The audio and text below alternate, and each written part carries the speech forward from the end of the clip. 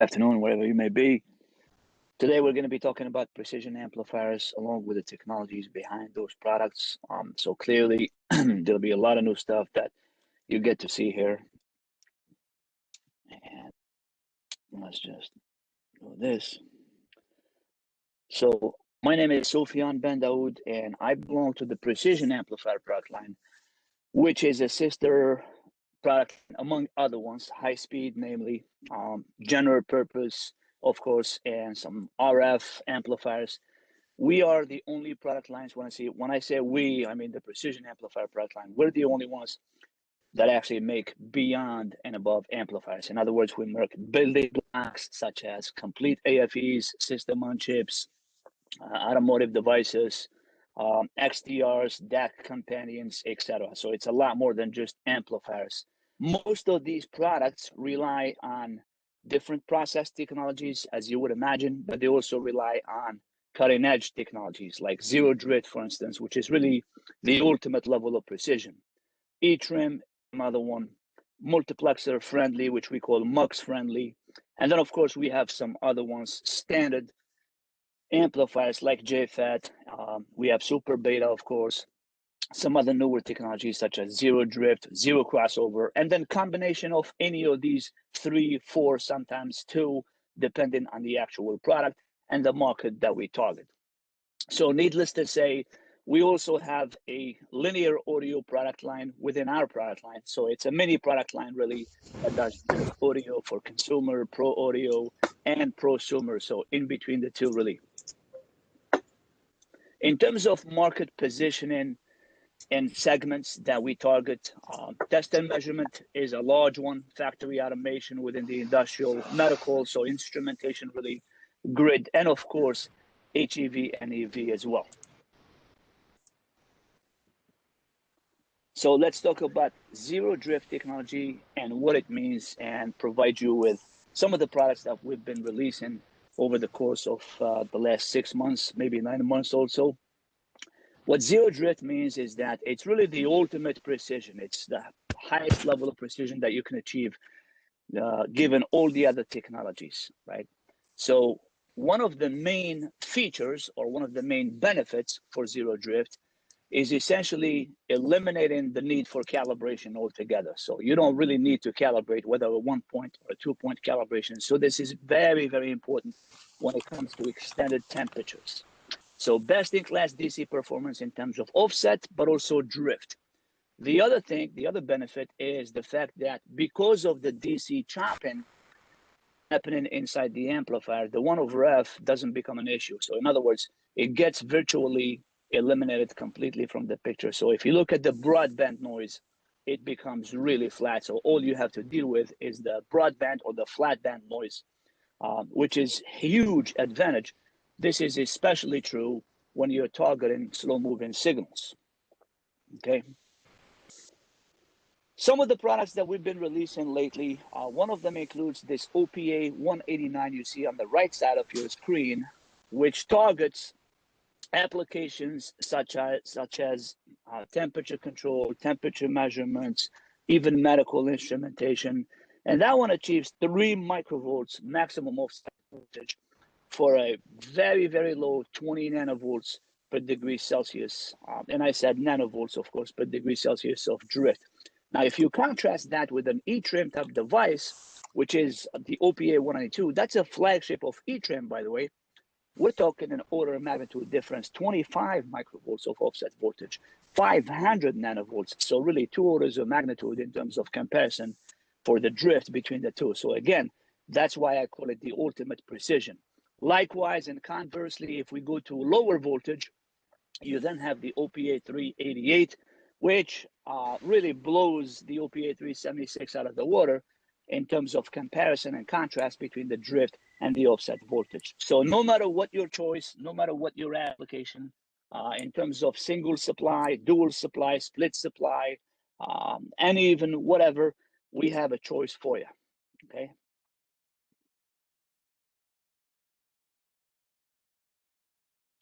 Now, let me step through this a little bit quicker. So in terms of zero drift families, These are the ones that we have listed. And of course, I don't have the time to go into every single one of them, but you see quite a bit of variety ranging in terms of bandwidth and of course, power consumption and noise. So these are the most common trade-offs, by the way. So if you're looking for a widest bandwidth, you probably would be looking at the OPA 189, which is the industry widest bandwidth at 14 megahertz. If you're looking for probably the most cost optimized, if you will, then you probably would be looking at the TLV 2186, which happens to be the cheapest among all these families, and so on and so forth. If you're looking for low power, you would go to the OPA 187. And again, depending on the application, you can select, of course, within this family for high voltage zero drift. If you wanted a lower voltage, then you would just go to the lower voltage section and pick out your amplifier. Similarly, in a very similar fashion, based on bandwidth, based on noise, or power consumption as well. So here's an example of the OPA 182 family. And when I say family, by the way, typically this would include a single or dual. Sometimes we release a dual, then come out with a single later, and eventually the quad. So it all depends on how we do the product and what application we target. But the thing to note here is if you compare the OPA 182 family to the competition, you can see that it clearly beats on just about every spec. Certainly in terms of signal to noise ratio, in terms of drift, this one sits at 12 nanovolts per degree Celsius, which is the lowest drift you can achieve in today's amplifiers and technologies. For the low voltage zero drift family, we have again a few devices to select from. This is just a snapshot of the portfolio that you can see here. And again, you would select either on bandwidth, single supply, dual supply, or of course, power consumption, as well as noise. Some of the use cases for these types of amplifiers will be in IR thermometers, for example. That's where you get most of the benefit. So the idea is to pick out a device that would give you the best possible settling time. For example, if you hook it up to an NTC thermistor, and we did say earlier, one of the benefits for zero drift is the fact that it doesn't have the 1/f component. This becomes critical, particularly when you're using a temperature measurement. So if you're using an NTC thermistor, for example, coming out of a bridge sensor element, temperature, of course, that's a slow moving signal. So the 1/f can be a detrimental type of error. And of course, the idea is to eliminate that from the get-go. So hence the need for a zero drift amplifier in this case. Now, in terms of eTrim technology, of course, eTrim is very similar to what's been out there for maybe 10, 15, 20 years, sometimes over 20 years. And I'm talking about things like Zener zapping or laser trimming. So it's really very similar to Zener zapping, except that this is a post-assembly technique. And what that means is it's only done once we assemble the die onto the package.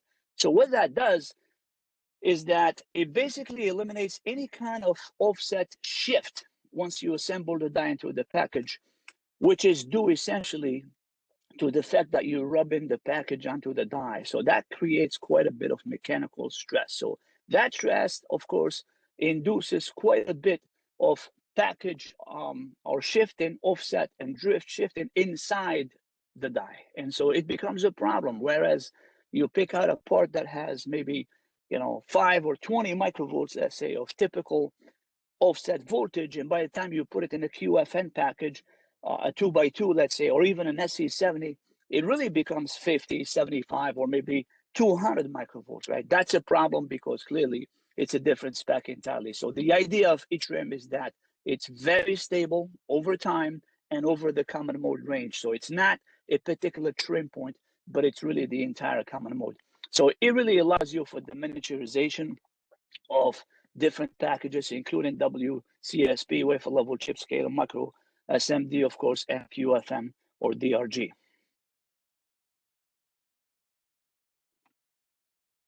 So some examples, of course, would include something like the OPA 391 we just released 2 weeks ago, along with its sister product, the OPA 392.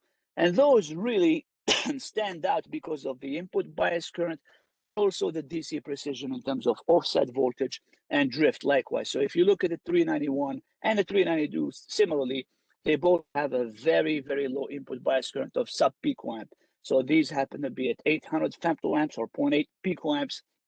And of course, they lend themselves to being very, very good candidates for instrumentation type of applications such as BGMs, portable electronics, of course, instrumentation that is, but also flow meters within the industrial segment, process control and automation, and of course, a whole slew of other applications like Holter monitors, ECG, multi-patient monitors, maybe some pulse oximetry, and again, low power instrumentation. So even RFID readers and so on and so forth. So these are really, again, counterparts of each other in that one sits at a very low power of just about 20 typical power consumption, 20 microamps that is, and the other one is a wider bandwidth, so it sits at a much lower noise floor of about 6 nanovolts.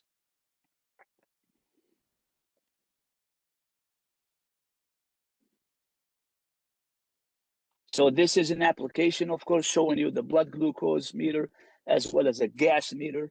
So this would be, for example, a carbon monoxide, like a CO sensor, or NDIR CO2 sensor, for instance, using the OPA 391 because of that low power and because of the need for longevity in terms of battery life, of course. Now let's move on to something we call super beta. And super beta has been around. However, what we've done is really a refresh of the portfolio and of course the technology too. So it's no longer what we conceive to be a single transistor when we talk about a super beta type of device or a super beta type of technology, right? So this is a lot more complex nowadays. I guess to me, one of the most underrated features for super beta is really the current noise. Yes, we talk about now, first of all, what is super beta? Super beta just means that you now have a beta composite rather than a single beta, right? A single beta in a transistor can range from 200 to 500. It's the current gain. So beta in a bipolar transistor is obviously IC over IB, which can range from 200 to maybe 500, okay, in general. A super beta is really a beta composite. So if you look through the base of the transistor, let's take an NPN, for instance, and if you look through its base into the emitter, you have what we call the binocular effect. So now you have a beta composite of beta times beta plus 1. So instead of that 500 that you would normally get, or 200, but let's call it 500 even, now you're looking at about 2000, right? So it's a much, much higher value for beta. And given that its relationship is inversely proportional to IB, that is beta equals IC over IB, clearly as beta increases in its value, the IB gets lower. And that's the whole point of having the current lowered. Why? Because of the shot noise equation. So now, if you look at the shot noise equation, which is the current noise, it's what? It's square root of 2Q IB. So it's, again, in this case, directly proportional. It's a square root function, proportionality to IB. So if you lower IB, you get a much lower noise. So if you find a nice voltage noise, like in the case of the OPA 2210, which has a noise floor of 2.2 nanovolts, and you do it on a super beta, you come up with 400 femtoamps of current noise. You've got quite a bit of successful combination there. So really, really, this is the ultimate level of achieving lower noise floor, both on voltage noise and current noise. And what that means is you can now use this unequivocally for just about any type of applications that would use or would have inherently higher input impedance, like 10K and north of that.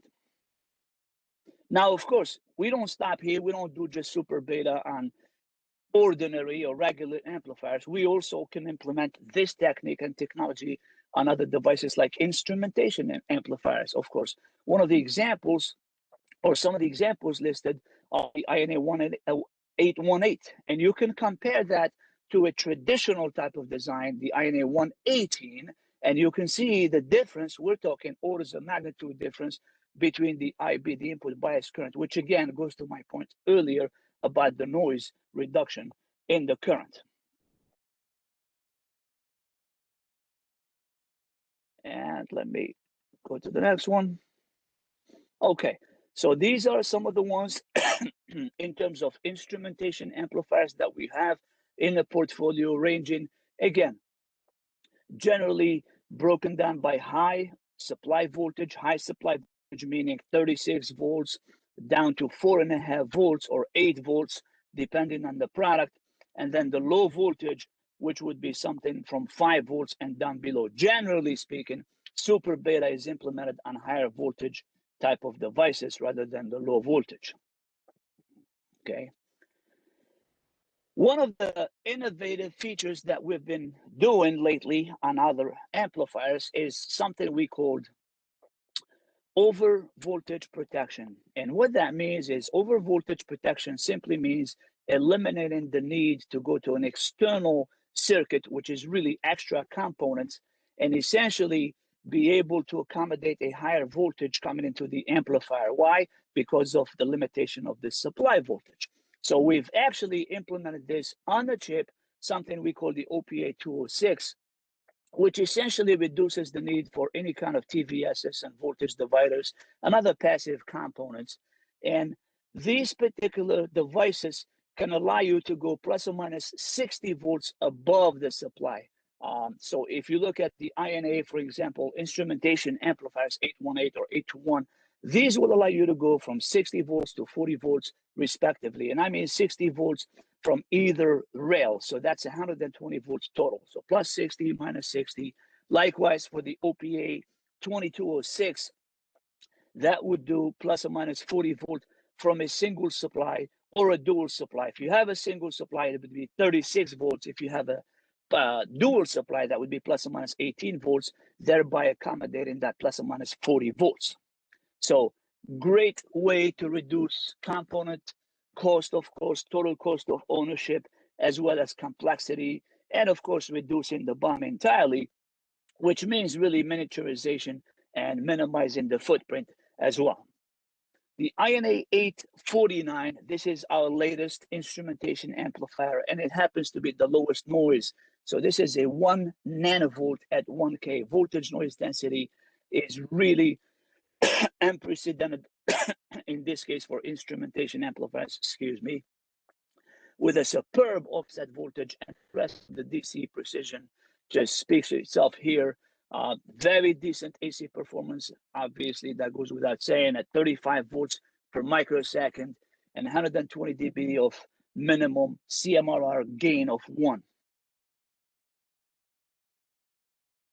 Now, of course, these go a long way in battery testers, for example, as well as other test and measurement type of equipment, instrumentation amplifiers, but also medical instrumentation. So really any kind of instrumentation amplifier, any kind of biopotential type of signals, differential signals, it's the whole premise is really to monitor and resolve very, very small signals in the presence of large common mode voltages, right? So again, in the case of the INA 818 or in the case of the INA 849, it goes without saying that it lends itself to being a superb candidate in terms of noise performance at 1 nanovolts.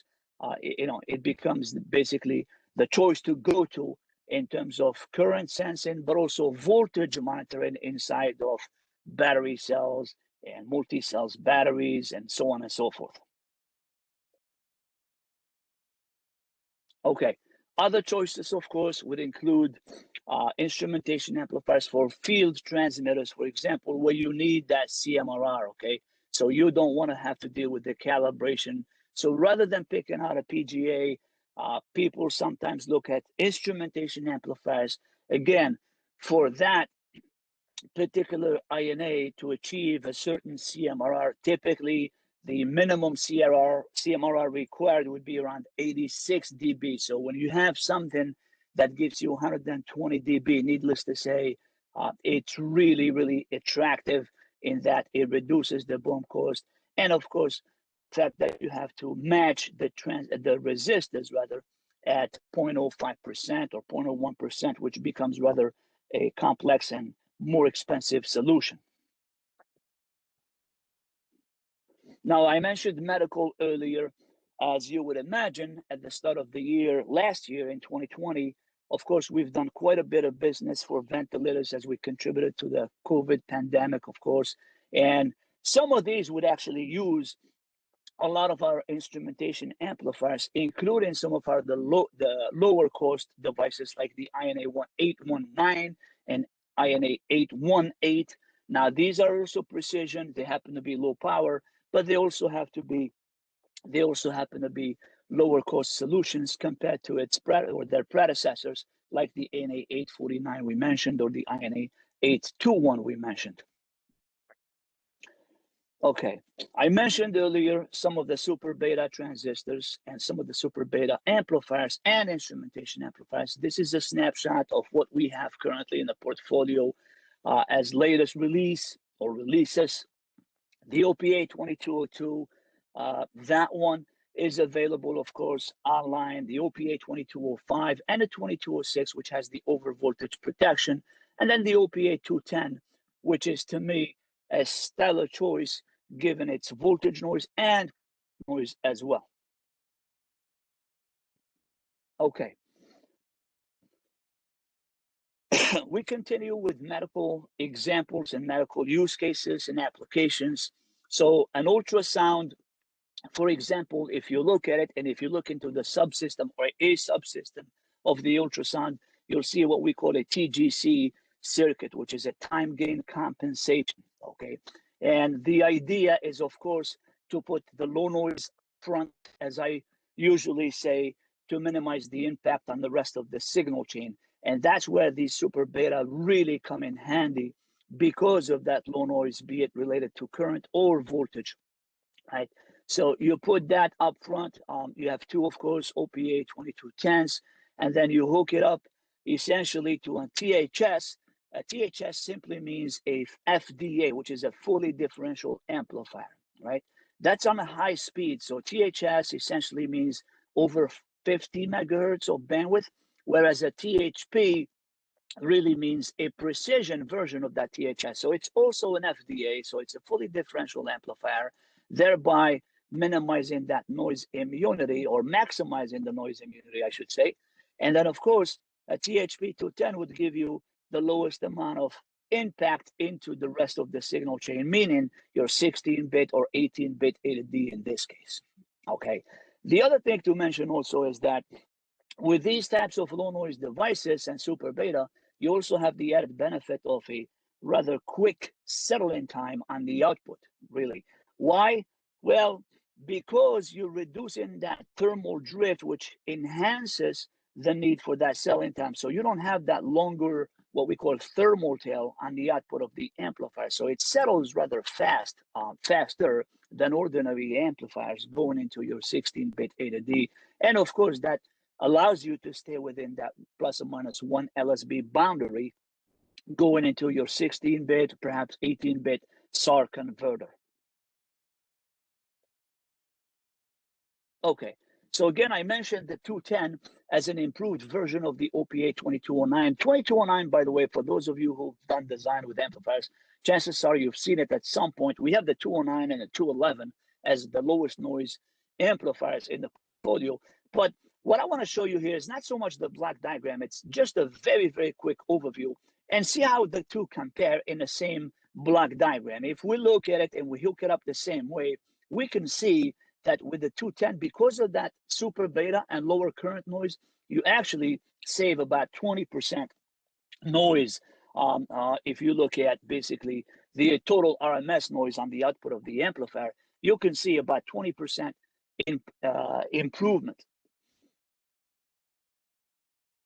Okay, the 2205 we mentioned earlier, and to me, this is probably one of the best in terms of noise, power, performance. And what I mean, if you look at that as a ratio, noise, power, and obviously those two are trade-offs of each other. But if you look at that and you see what's out there, I mean, typically you would get maybe like a megahertz for about 500 microamps. And that's very good, don't get me wrong. But if you see something in the order of, 200, 250 microamps for about the same bandwidth, 1 megahertz or so, that is absolutely stellar. It's a phenomenal, it's something I've never seen. I've never even thought of doing, just a few years ago. So this is absolutely unprecedented in terms of that noise, power, performance. And that's what the 202 or the 2205 is really all about. It's when you're trying to basically minimize that heat dissipation, conserve that power, and at the same time maintaining that noise floor and of course the signal integrity. And it's no surprise to me that it goes very well and it pairs up very well with some of the ADS 8885, for example, our 16-bit and even 18-bit converters like the 8910B and the THP 210, for instance, which is the fully differential amplifier. 2206, we talked about that earlier. So the 2206, essentially, it's the same as the 2205, except this time you have that plus or minus 40 volt over voltage protection. So again, no need for external TVSs, which can become cumbersome in terms of stability, circuit stability, that is, right? So the idea is to avoid all of that and, of course, integrate everything inside of the chip. I mentioned some of the FDAs earlier. Let's look closer at the THP 210. We'll have different variations of the THPs.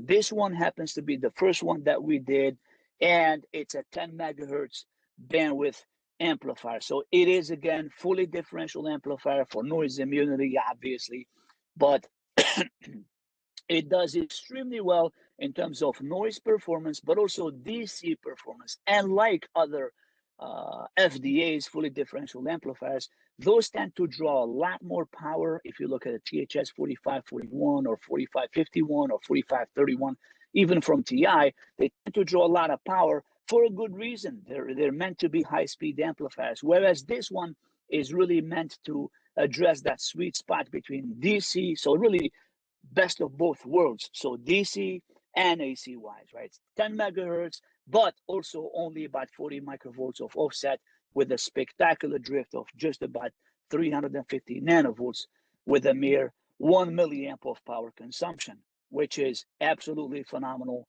in that it finds a compromise between the two. In terms of medical instrumentation, we talked earlier about biopotential front ends. That's a great deal for instrumentation amplifiers, evidently for of course, the CMRR, but also the common mode range. Okay, so we have actually devices that will go in and swing below ground, so they'll do ground sensing, be it high voltage or low voltage, and you can see quite a bit of variety in terms of package preferences, including very tiny QFN packages, which include 3x3 millimeters, and even lower than that.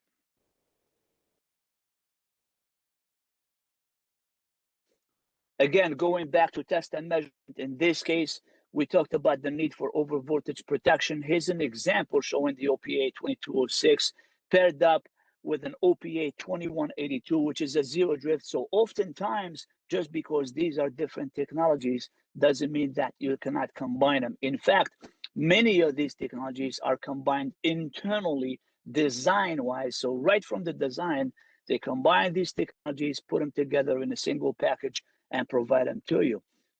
So OPA 2182 can be combined with a super beta like 2206 or a higher speed like a THP 210 to form essentially the best possible signal chain. So with that, we wrap it up. I thank you for your attendance. If you have any more questions, again, you would be sending them to the chat, which we can certainly address at some point in time. But for more products and information, please visit ti.com Precision Amplifiers. Thank you, and thank you everybody for joining today. Just a reminder, you can find the PDF version of these slides on www.ti.com/NPU, as well as the recording. And we hope to see you next Thursday. The topic is battery packs with monitoring and protection. Thank you, everybody. Have a great